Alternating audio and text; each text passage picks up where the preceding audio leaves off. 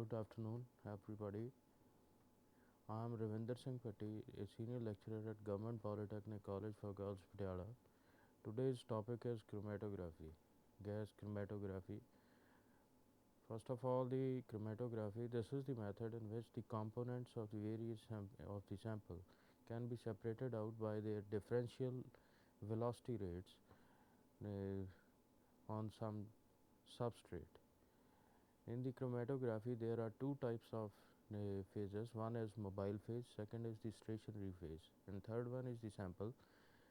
The sample is made to move by the mobile phase on the stationary phase, and it has all the components have their different affinities with the stationary phase. That is why they have the different mobile rates or velocities on the stationary phase. And in the gas chromatography, the mobile phase is the gas.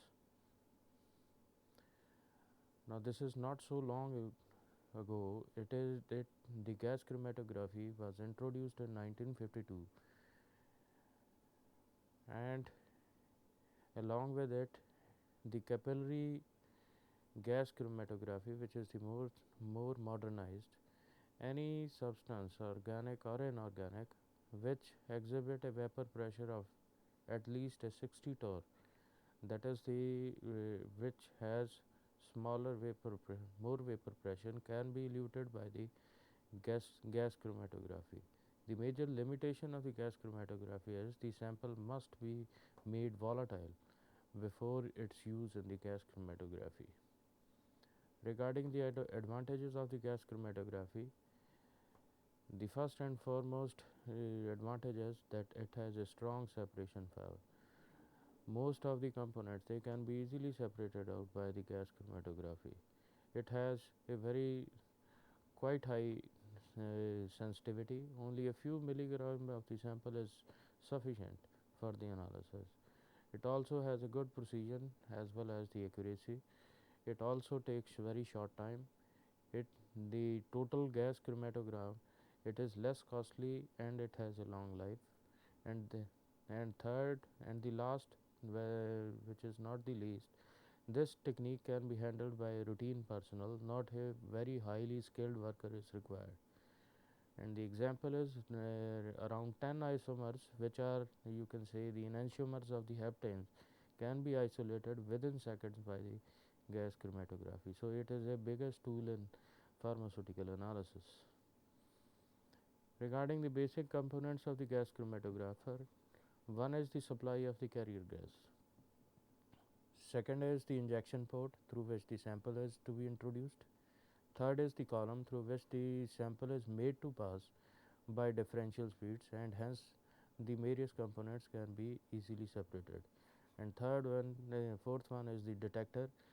The various separated components, they can be detected by the detector.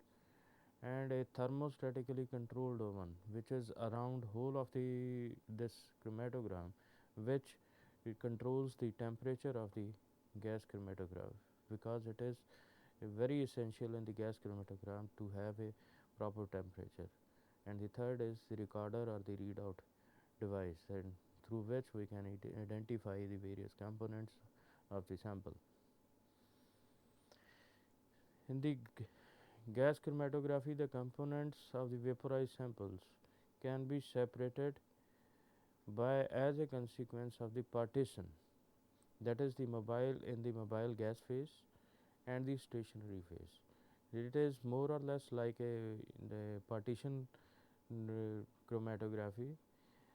In performing a gas chromatography separation, the sample is first vaporized and then injected into the column, and the elution is brought about by the flow of the inert gas, that is the carrier gas. And the mobile phase, it is the prerequisite that the mobile phase should not interact with any of the molecules or any of the components of the sample. Now there are two major components or two main branches of the gas chromatography. One is gas liquid chromatography, second is the gas solid chromatography.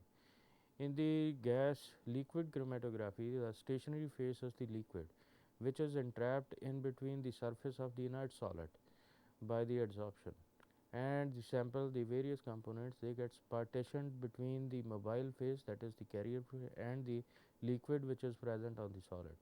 Whereas in the solid chromatography, the mobile phase is the gas, whereas the stationary phase is the solid, which is packed in the tube, and the components or the sample gets distributed in the solid as well as in the mobile phase, and here the phenomena is adsorption, not the partition. Now it is broadly classified into three classes. One is gas liquid chromatography, which is a partition chromatography. It is used by a packed column with the liquid stationary phase and coated onto the inert support particles. The capillary column gas chromatograph, which is also open tubular columns. The solid stationary phase is coated on the inner walls of the columns, referred to as a wall coated, that is WCOT, porous layer, plot, and surface coated open tubular columns, that is SCOT. In the wall coated, the liquid is dispersed on the inner wall of the column, whereas the porous layer, it is packed on the inner side of the column, whereas in the surface coated, the some solid surface or some solid is chemically arranged in the inner layer of the column, and upon this column the liquid gets dispersed. In the gas solid chromatography, this is the adsorption chromatography.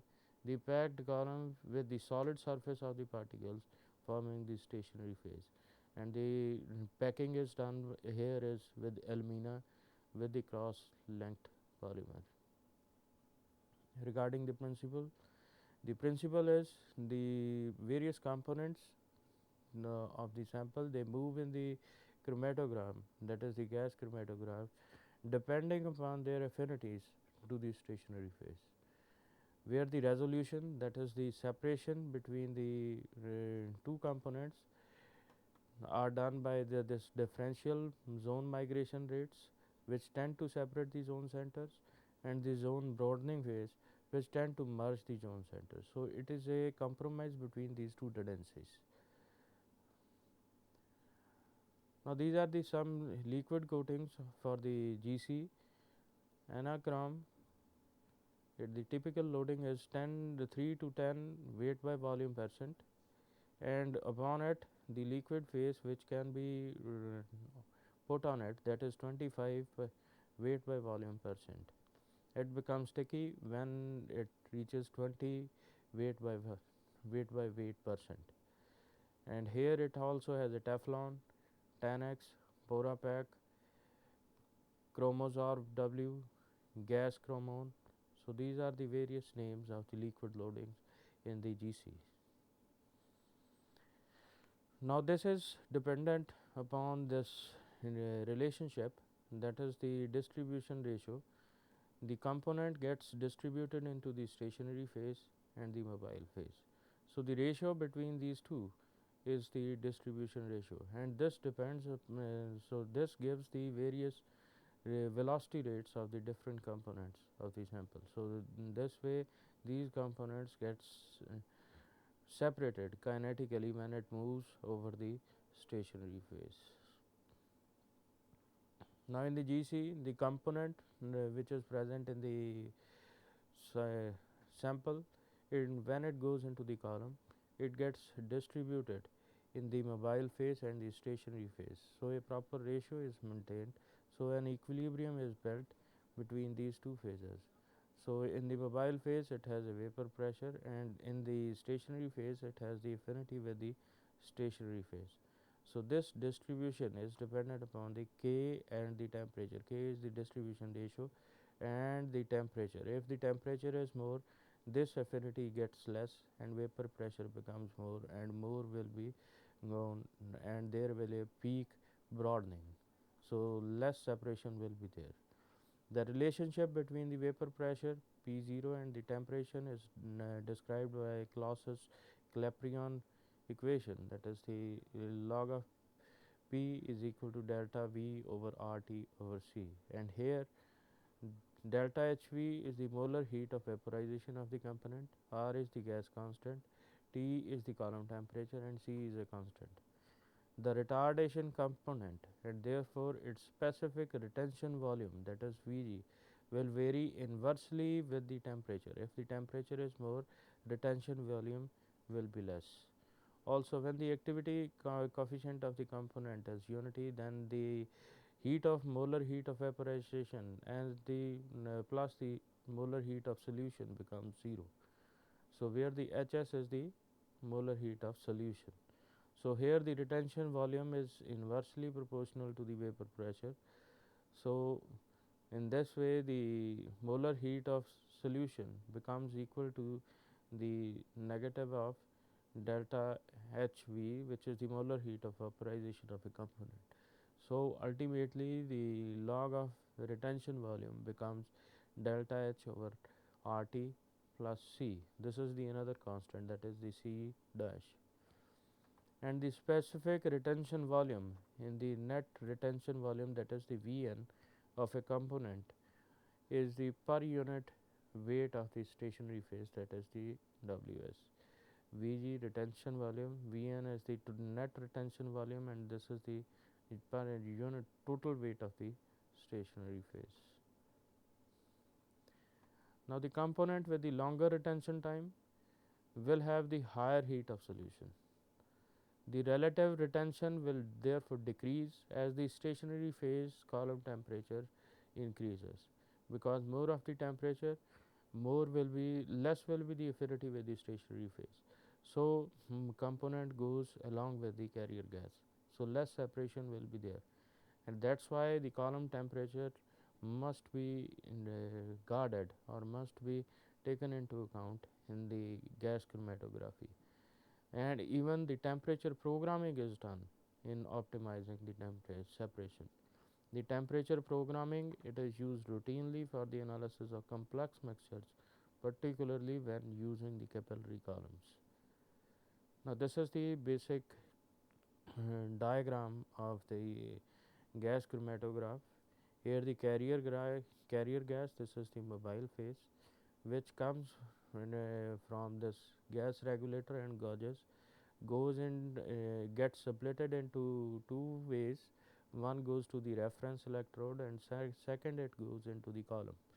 This is the sample injection port, and this is the column which is entrapped inside the urn, which controls the total temperature of this column. Then when the sample is injected, this mobile phase, it takes away the sample through this hole of the column. The different components, they get separated and they come here. So this is along with the reference detector. This is the component detector, and this is then amplified, and the response is given in the recorder. The rest of the flow, it goes to the exhaust, or the, you can say, fraction collector. Next is instrumentation. Now this is again various instruments which are the part of this gas chromatograph. One is the carrier gas tank, which provides the mobile phase. The flow regulators, which regulates the flow of the gas into the tank, and the sample, it is introduced by the sample injection chamber, and mobile phase, it takes away this sample into this column, which is attained at a particular temperature, and various components, while passing through this column, gets separated, and it gets detected by the detector, and then it is analyzed by the data system, which comes as a peak in a display, and this goes into the various fraction collector. And here whole of this column, it is thermostatically controlled. Now initially this is the normal components of the GC, but many changes have been appeared after 1980 and 1990 because of the use of the computers. Most of the automatic control for the column temperature, flow rates, the sample injections, and development of the high performance instruments at the moderate costs. And today, over 50 instruments manufacture offer 150 different types of models of gas chromatographic equipment at a cost that vary from perhaps $1,000 to $50,000 depending upon their sensitivity. Each of the principal module is composed of the several electronic and pneumatic subsystems. The pneumatic subsystems are for the carrier gas. The inlet conducts carrier gas to the column and it must be heated. The detector contains the excitation or amplification circuit. The column module is made up of gas chromatographic column itself and the column oven. The parts, most of these parts are replaceable, like the injector, air injector liners, septa. These are immediately changed because it is very quickly they get damaged. Columns, ferrules, and detector parts and heat assemblies, as well as the amplifier boards. Now, regarding the first of all the carrier gas considerations, the first and foremost consideration is carrier gas must be not. It should not react with any of the sample components. The only purpose for the carrier gas ideally is to transport the sample vapors through the chromatographic system without any interaction with the sample components. So it must be inert. The gas is obtained from a high pressure gas cylinder and which should be free from oxygen and moisture. These are the two great enemy of the GC, oxygen and moisture. The helium is the most popular one in United States, but nowadays hydrogen is becoming more popular. And sometimes the carrier gas is selected by the use of type of the detector. A single stage regulator, you must have a two stage pressure regulators. You can use the single stage regulator if it has a second stage pressure reduction also inbuilt. The two stage stainless diaphragm regulator on the cylinder when there is no secondary pressure control. Either a type of the regulator is followed by a hydrocarbon trap, that means which takes away the excess of the hydrocarbons, and the high capacity oxygen scrubber, which takes away the oxygen, which is the greatest enemy of the GC. Then the gas flow is monitored by a stainless steel mass flow controller. The pressure drop across the packed column can range from 50 to 300 kilopascals, that is 7.2 to 43.5 per square inch, but much less for the open tubular columns because the resistance in the open tubular column is very less. So the inlet pressure usually range from 10 to 50 per square inch, which is greater than the room temperature, which lead to the flow rates to 25 to 150 ml per minute in a packed column and 1 to 25 ml per minute for the open tubular capillary columns. When the hydrogen gas is used, the flow controller connected in parallel should be used to direct the reduced pressure hydrogen to each function, approximately 30 centimeters per 33 minutes for a flame ionization detector and 3 centimeter per 3 minutes for an on-column injector attached to 0.32 millimeter capillaries. The carrier gas lines should be metal rather than plastic because plastic allows the more of the permeation as well as the leaks. Initially, the chromatograms chromatographers, they use helium and nitrogen. But the nowadays the hydrogen gas is used, and this is laboratory generated hydrogen by the electrolysis of the distilled or deionized water. So the separation of hydrogen from the electrolysis by the permeation through the palladium membrane.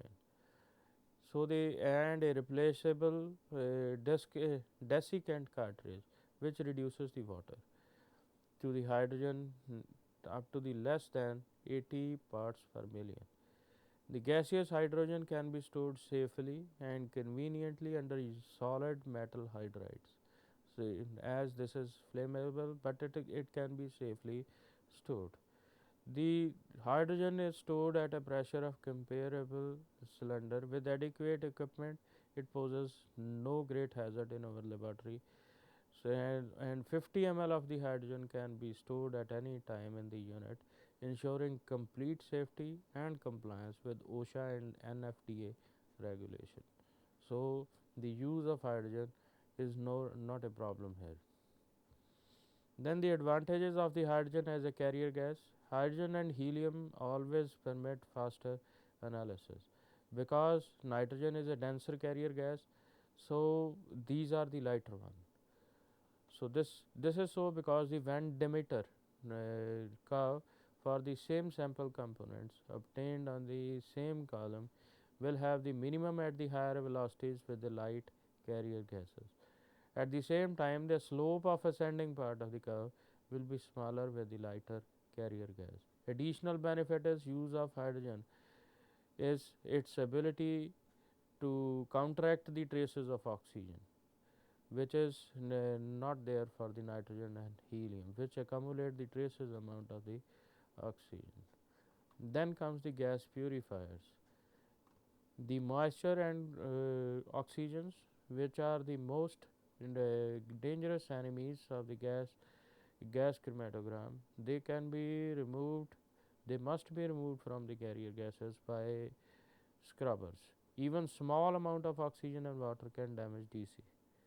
The thin films of the stationary phase and the capillary columns are especially vulnerable to oxidation and hydrolysis. So, in order to ensure the moisture-free gas, that is the level 10 per parts per billion, then we put a molecular sieve 5A, which takes away the moisture. And oxygen and moisture removal should be just as efficient as in the case of 2 parts per million to 100 parts per million, and should handle the gas flow rate at 1100 ml per minute. The solid chemical compounds should be placed in all metal tube with a metal swaglock fittings. The purifier tube is placed in an oven, so the oxygen and water are chemically reacted with the materials in the present and they can be trapped. Once trapped, these contaminants cannot return to the gas stream. So, in this way, these two things can be trapped. It is also desirable to install an indicating tube downstream from the high capacity purifier. Means oxygen free carrier gas is critically important in GC for packed as well as capillary columns because of the oxygen causing the oxidation of the liquid phase, short column life, loss of sensitivity in electron capture operation, and the loss of column retention from the phase breakdown. Next is the sample injection system. Now, this is important because the column efficiency requires a suitable size of the or plug of the vapor. A slow injection or oversized sample, they are not required. So that is why the calibrated micro syringes, they are used to inject the liquid samples through a rubber or a silicone diaphragm into a heated port. Now the sample injection system, they are preheated to the near to the boiling point of the sample. The sample port is ordinarily kept at 50 degrees centigrade, greater than the boiling point of the least volatile component of the sample. So that means when the sample is injected, immediately it becomes vapor. For the ordinary packed analytical columns, sample size range from a few tenth of the microliter to the 20 ml. This is the size of the sample. Then for the capillary columns, the sample are smaller by the factor of 100 or more. Then the sample splitter is used because only 1 out of 100 or 1 out of 500 is used and rest goes to the waste. Now this is a diagram for a syringe. This is the syringe. Here it is the sample, and this is the septum. This is the syringe needle, and this is preheated and pressurized, and this is the vaporization chamber, and this is the column, and here the carrier gas which comes from this side, and this is the zero dead volume connector, means this much amount of the sample will remains in this syringe, and rest it goes into the column. Now this is a type of injection system. This is the most sophisticated, that is the split or splitless injection system. In this, the first sample is introduced, whereas the carrier gas is taken out. This sample goes into the loop, it goes in this way, then this valve is irritated, then the effluent starts taking away the sample which is present in the loop and passes through this and gets separated through this column and comes out into the detector, whereas now the sample is taken away from the sample injection. Now these are the three different types of injections. Direct vaporization injection means whenever the injection of the sample is given, it is preheated, immediately whole of the sample gets evaporated. Split and splitless, which we have studied here, and the third one is cold column injection. Now this is for actually the thermolabile substances. Here the temperature of the injection must be below the boiling point, and so that because it should not be decomposed in the high heat. Now for the injecting the sample in a syringe, these are the things which are to be taken into the account, because this is very important regarding the introduction of the sample. Now first of all, develop a smooth rhythm that allows you to inject the sample as quickly as possible but with accuracy. The syringe should be left in the injection port for 2 seconds after depressing the plunger. Second, hold the syringe as close to the flange, means it should be taken to the very near to the septum as possible. This will prevent the heat transfer that occurs when the needle or barrel is held with the fingers. A syringe guide prevents the heat transfer from the finger, and the guide makes septum penetration easier. Handle the plunger by the button, that is very important, not by the plunger shaft, which may cause the contamination as well as the damage. Use the syringe at less than maximum capacity for the greatest accuracy. When the sample containing components with a wide range of boiling points are injected, fractionation may occur unless the syringe is prepared with a solvent slug, which is separated by a air bubble that follows the sample into the injection port. That means sample is given along with a bolus of solvent is also given. So it should be below the maximum capacity of the syringe. Then interior surfaces must be wet so that the syringe introduction can be smooth. The injection can be moving smoothly. Then the sixth, overfill the syringe in a sample bottle, withdraw from the bottle and move the plunger to the desired calibration line and discharge the excess sample. Don't leave any drop hanging from the syringe tip. Wipe the needle clean with a lint-free tissue Before injecting, use a quick motion and take care neither to wipe the sample out of the needle nor to transfer body heat from your fingers to the needle. Check the